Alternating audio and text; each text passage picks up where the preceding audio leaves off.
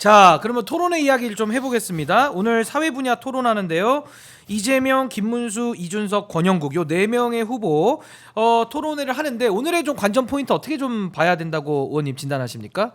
첫 번째는 이재명 후보가 이 본인의 어찌 보면은 그 정책 실현 의지나 성과가 가장 돋보였던 사회 분야에서 얼마나 득점을 하느냐, 내지는 이재명 다움이 담겨 있는 정책에 대해서 얼마나 효과적으로 시민들에게 설명하고 상대 후보의 차별화에 성공하느냐, 예. 이런 부분이 아무래도 이제 대선 당선이 가장 유력한 후보니까 그 점을 중점적으로 봐야 되겠고, 그 못지않게 이준석 후보의 태도는 변할 것이냐 안 변할 것이냐, 변한다면 어느 쪽으로 변할 것이냐. 예. 지난번 토론에서 비판받은 지점에 대해서 제가 이렇게 쭉 일별한 바로는 본인들 자기의 주요 지지 기반인 그 특정 커뮤니티에서만 박수를 받고 다른 어느 곳으로부터도 잘했다는 소리를 못 들은 것 같은데, 예. 그러면 이 사람이 본인의 진영만을 중심으로 앞으로도 선거운동을 해나갈 것인가, 향후에 다른 어떤 가능성도 염두에 두면서 특히 이제 단일화 문제 같은 거 관련해서도 어떤 태도를 보일 것인가 주목을 해봐야 될 것 같고, 그러니까 이제 어떤 태도로 누구를 공격하느냐 이 예. 부분이 되겠죠, 구체적으로는. 그리고 김문수 후보는 과연 이번에는 뭘 제대로 알고 말씀하시는 게 있을까, 한 개라도. 아니면 또 써준 그걸 걸 확인해야 읽을지. 되죠. 예. 예. 그리고 이제 얼마나 많이 자료를 확인하시면서 바로바로 캐치하시는가. 사실 써준 거 읽는 것도 능력이거든요. 물어보는 사람이 뭘 물어보는지를 알아야지 금방 찾아가지고 답할 수 있다고요. 예. 그러니까 그런 점도 한번 봐야 될 것 같고, 권영국 후보가 지난번에 다른 후보들과 달리 아무런 질문도 받지 못하시고 이런저런 문제 제기들을 이제 새로운 시각에서 많이 했는데, 그 유효성을 어느 정도까지 더 유지할 수 있을까? 그러니까 이번 토론을 통해서 진보 정당을 자임하는 민주노동당의 차별성, 예. 그리고 미래를 대비하는 진보 정당으로서의 가치, 이런 것들을 좀 제대로 설명해 내실 수 있어야 될 텐데, 타 후보들이 사실상 지금 어찌 보면 무풀을 달고 있잖아요. 무풀. 그러니까 다른 후보들로부터 선풀이든 악풀이든 뭔가를 이끌어내실 수 있을지, 예, 그런 점을 좀 봐야 될 것 같습니다. 근데 이제 보통 토론이라고 하면 어떤 뭐 후보자에 대한 국민들은 이제 검증의 시간이기도 하고, 예. 또 서로의 이제 생각이나 이런 것들을 이제 대화를 통해 가지고 이제 검증을 받는 무대라고 우리가 표현할 수 있는 원래 건데, 그래야 되는 거잖아요. 근데 지금 이게 검찰과 조선일보식 논법, 제가 줄여서 이제 검조 논법이라고 이름을 붙이는데, 그게 뭐냐면은 한 부분을 떼 가지고 그렇죠. 그 프레임을 갖다 덮어 씌우고 조작 날조 프레임을 씌운 다음에 하지도 않은 말을 국민들 앞에 했다라고 전제해 놓고 그 유령을 갖다 때리는 방식. 그러면 상대방 입장에서는 해명을 하면은 그 사람 입장 프레임에 빠지는 꼴이 되고, 그렇죠. 해명을 안 하면은 굉장히 좀 불성실한 토론을 하는 것 같은 아주 그 안 좋은 이미지를 남기려는 아주 비겁한 저열한 수법이다. 그래서 제가 이제 검조 논법, 검찰식 조선일보식 논법이라고 저는 이름을 붙이는데, 오히려 김문수 후보보다 훨씬 더 이준석 후보가 검조 논법에 가깝다라는 생각이 들거든요.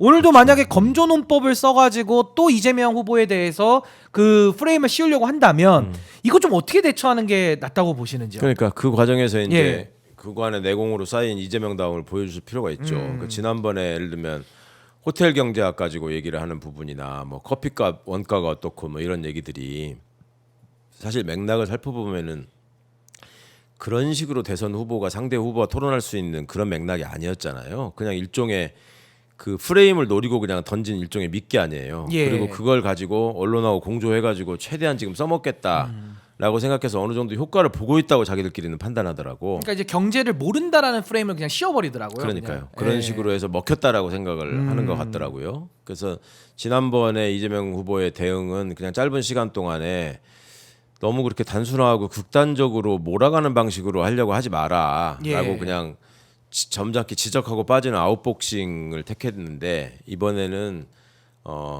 확실하게 논리로 깨야 될 부분은 좀 깨면서 나가는 게 필요하지 않을까. 또 최근 발표되는 이제 그 지지율 여론조사나 이런 것들이 약간 이재명 후보가 지금 그 성장, 그러니까 그 상향선에서 잠깐 멈칫하고 있다라는 얘기들이 좀 나오고 있잖아요. 사실 예. 여부를 떠나서. 그럼 그거에 대한 대응을 위해서라도 지난번보다는 조금 더 적극적인 그 태도를 임하시지 않을까. 예.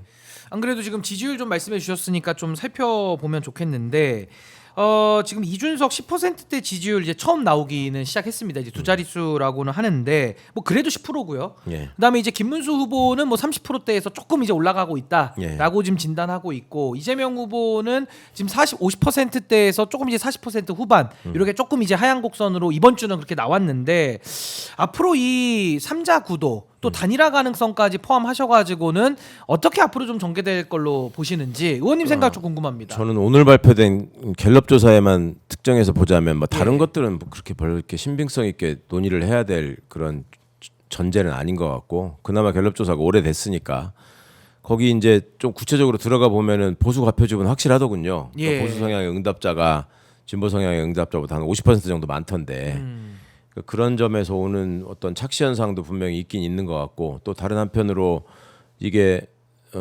대한민국의 보수라고 자임하는 지지자분들이 이제 할 수 있는 방식이 여론조사 전화 열심히 받는 것밖에 남지 않았구나라는 점을 하나 봤고요. 근데 어떻든 그래프가 꺾이는 모습이 저들에게는 굉장히 환호가 될 것이고 특히 이제 이준석 지지율이 10%가 나왔다라고 예. 하는 거는 단일화를 하는 과정에서 굉장히 큰 그 걸림돌이 되지 않을까. 아, 오히려 이제, 걸림돌이 된다. 예, 이제 일각에서는 예. 저 합치면은 46이니까 이재명 후보를 이길 수 있을 것이다. 그래서 이준석 후보가 압박을 받을 것이다. 이렇게 생각할 것 같은데 이준석 후보 입장에서야 10%만 나온다 그러면 굳이 저기다가 합쳐줄 필요는 없는 거죠. 자기가 봐도 김문수 후보가 저만큼 지지율이 안 나온다는 건 알고 있을 거니까 실제 예. 지지율이. 예. 그렇다면 저 10이라는 숫자를 근거로 해서 명태균 씨가 얘기한 것처럼 보장할 수도 없는 당권 같은 얘기 하지 말고 확실한 걸로 더 내놔라라고 하는 예, 일종의 자기의 카드나 무기로 쓸 수 있는 측면도 생긴 것 같고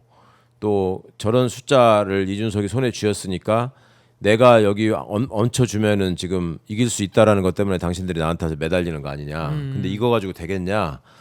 이렇게 할 수 있는 소재가 되는 거 아니겠어요? 몸값 더 쳐달라 이거죠. 그렇죠. 몸값을 예. 높이는 데는 되게 큰 소재가 될 텐데 그러면서 그러면 김문수 쪽에서 그런 모든 일종의 굴욕을 감수하면서 이준석 후보를 안아가지고 함께 갈 수 있을 것인가. 그거는 안았을 때 분명히 저 10%가 그대로 플러스가 되고 거기다가 알파가 더 생기면 이길 수 있다라는 희망이 있을 때 모든 걸 감수하고 하는 거잖아요. 예. 그게 아니라는 건 자기들도 알잖아. 이준석 지지율이라고 하는 게 결국 합쳐지는 순간 분산된다라는 거는 본인들도 알잖아요. 예. 그렇다고 한다면 이성적인 판단 하에서는 단일화의 가능성이 오히려 떨어지는 조사가 아닌가 싶은 생각이 들었고 이제 그렇다면 마지막으로 남은 거는 그간의 모든 얘기들을 다 엎어버린 상태에서 상호간에 경제적인 이해관계가 맞았을 때 그러니까 아니 선거자금 많이 들었잖아. 언제까지 그렇게 하면서 또 돈 쓸 거야. 이제 그만하고 여기 와가지고 위탁하면 그거 메꾸고 뭐 저희 당도 이제 다 있을 사람 없을 사람 다 나가고 이제 사실상 형해화 됐는데 이제 합쳐줄 테니까 뭐 이렇게 하는 게 좋지 않겠어? 그런 게 남아 있는 거 뭐 아니겠어요? 나름의 딜 같은 게 남아 있는 거겠죠. 실제로 개혁신당에 지금 우리가 알만한 사람들 일단 양양자 먼저 빠져나갔고 그다음에 뭐 우리 최근에 김용남, 허은하 뭐 다 나갔고 예. 남아 있는 사람이 뭐 조웅천, 유원욱 이 정도인 것 같은데 뭐 금태섭 의원 예전에 나갔고요. 나갔습니까 네, 거기도? 변협회장 나간다고 나갔고. 아 그때 그랬구나. 예, 한참 당적 전에. 정리해야 되니까. 변협회장 선거를 언제 했는데 지금 한참 전에 나갔고요. 그러네. 예. 이원욱 의원은 한국에 없는 것 같고 보니까. 네. 조홍천 의원 한 분 조홍천. 남았네요. 네, 하나 남은 것 같은데 그러면 뭐 저기 합당하는데 뭐 개혁신당도 큰 부담은 없어진 것 같고 그러니까 그런 식의 딜을 계속 해오면서 마지막까지 아마 단일화 프레임을 계속 적용시키려고 하겠죠. 예. 저 김문수 후보 쪽에서는 그런데 이준석 후보 측의 입장에서 보자면 그래도 계산에 빠른 사람이고 본인 피셜로 한동훈 같은 사람한테 내가 이 바닥에서 지금 몇십 년을 굴렸는데 예. 잠깐 와가지고 네가 뭐 할 수 있을 거 아니야 이렇게 비아냥거리기도 했잖아요. 그러면 최대한의 몸값 또 최대한의 흥정 이런 것들을 끝까지 아주 집요하게 할 텐데 그거를 보장해 줄 수 있는 사람이 있나요 현재 국힘에? 없잖아요. 이준석이 없죠. 원하는 모든 거가 예를 들면 줄수 있는 사람이 없죠. 당권 예를 들면 서울시장 그다음에 뭐 사무총장 이런 거 원할 거 아니에요. 다 내놔라죠. 뭐. 지방선거 공천에 뭐 내가 최소한 50%뭐 이런 거 아니겠습니까? 예. 그러니까 그 설사 약속한다고 해도 그걸 이행할 수 있는 사람이 누가 있어 거기에 지금 없잖아요. 근데 그 사실은 이준석도 알죠. 그렇죠. 예, 예. 담보가 안 된다는 걸 그리고 알죠. 그 당에서 일단 그렇게 해갖고 꼬셔갖고 온 다음에 어떻게 처리하는지를 안철수 처리하는 거는 본인이 한 거잖아 그거는. 그렇죠. 그리고 자기도 당한 거잖아요. 토사구팽 당했다고 주장을 하죠. 네, 그러니까 예. 그렇게 얘기하는 거고 그때 당한 방식을 허은하 대표한테 써먹은 거고. 그렇죠. 그러면 본인이 또 그걸 당할 거라는 걱정을 저는 할 것 같아요. 그리고 이렇게 하다가 10%만 넘기면 난 대박이다. 그리고 저 당은 어차피 그렇게 되면은 와야 된다. 그러면 그 다음에 나한테 와서 더 꿇고 사정할 것이고 내 몸값은 더 올라간다. 그런 계산을 하는 게 더 자연스럽지 않나. 그 신 변호사님 어떻게 근데 이제 생각하세요? 근데 만약에 그렇게 되면요, 의원님. 만약에 단일화를 안 해서 완주한다고 하면 그래도 이준석이라는 정치인은 지금 보수 정체성이라고 본인이 규정을 졌기 때문에 아마 보수 세력 내에서 정권을 내줬다라는 그 책임론에 아마 앞으로 정치하기가 굉장히 좀 어려워지지 않을까. 뭐 그런 생각도 좀 들기는 합니다. 이러나 저러나 근데 객관적으로는 어려운 상황이잖아요 지금. 앞으로 이 사람이 더 큰다는 게 예. 지금 제가 얘기한 행태도 거는 안 바뀌고. 예, 저 행태도 지금 안 제가 얘기한 건 바뀌고. 이준석 입장에서 볼 때, 그러니까요. 이준석 예, 입장에서 내재적으로 볼 봤을 때, 때. 예, 내재적으로 저게 이문이 남는 장사냐를 따져봐야 되는데 제가 보기에는 이익이 안 남는 장사일 것 같아요. 이준석 저렇게 뛰다가 뭘 이제 9.98 이런 식으로 낙선하면은 타격은 되게 크겠지만. 네. 그 나름의 상징성을 본인이 갖는 거잖아. 예를 들면 김문수는 그냥 내란 잔당이 아니라 내란 본당으로서 이제 그 몰락하게 될 게 너무너무 뻔하고 예. 뭐 그렇다고 해서 뭐 한덕수, 손학규, 홍준표 뭐 이런 올드보이들이 서로 손을 잡고 당을 저기 할 수 있느냐 그것도 안 될 거고 저 당은 어차피 이제 한동훈 당이 될 가능성이 높죠. 한동훈과 기타로 해가지고 예. 싸우다가 쪼개질 거 아니에요. 그렇죠. 그러면 그 다음에 자기가 무혈입상 할 수 있는데 이준석 입장에서 일관되게 보면 한동훈을 좀 우습게 보는 거 같거든. 예. 넌 경험도 없고 단순한 어떤 반사작용이나 허상에 따라서 지금 거기까지 온 건데 나는 그간의 여러 가지를 실전 경험을 통해서 내가 습득한 사람이다. 나는 야전형이다 뭐 이런 있는 거죠. 그런 자신감은 좀 있어 보여요. 네. 아니 그래서 단일화를 안 했을 때는 안 한 대로 뭐 비판의 논리에 많이 좀 직면하거나 이 예. 현실적 구조적 어려움이 있는 거고 만약에 단일화를 한다고 하면 지금까지 큰 소리 쳤던 게 다 와르르 무너지고 그렇죠. 그리고 내란 동조 세력과 손을 잡았다라는 그 부분 그렇죠. 굉장히 뼈 아파지는 거죠. 그러니까 이제 양쪽 다 어렵잖아요. 여기서 혼자 뛰다가 참패를 하면 너 때문에 졌다라는 그 책임론. 그 얘기가 예. 없어지지 않을 거고. 그러니까 보수의 심상정처럼 되는 그 구조. 그 얘기를 집요하게 할 예. 거란 말이야 앞으로 계속. 예, 근데 예. 저 만약에 단일화를 하고 졌다. 그럼 너는 도대체 뭐 하는 사람이냐? 네. 정체성이 뭐냐 너는? 그냥 너는 권력만을 원하냐 이렇게 되는 그러니까 거죠. 네 말 중에 도대체 믿을 수 있는 게 뭐 있는지 한 개만 얘기해봐라. 이렇게 예. 계속 아니 나올 그때 텐데. 이낙연하고 합당할 때도 말을 어겼고 이번에도 또 어겼고 예. 이런 논란에 계속 논란이 끊임없이 그러니까 나오고 계속 있기 그렇게 때문에. 되는데 그거를 감당할 수 있을까? 안철수 씨 같은 경우는 그런 식으로 해서 계속 몰락하는 경우잖아요. 그렇죠. 주고 나서 버림받고 주고 나서 버림받고 이렇게 반복된 건데 예. 이준석 같은 경우에는 합치고 뭘 먹으려고 하다가 욕 먹고 합치고 먹으려고 하다가 욕 먹고 쫓겨나고 뭐 이런 식이었단 말이죠. 예. 그러면 앞으로도 그런 행보를 계속 반복하면서 본인이 원하는 어떤 그 유력한 대선 후보로 성장할 수 있을 것이냐. 예.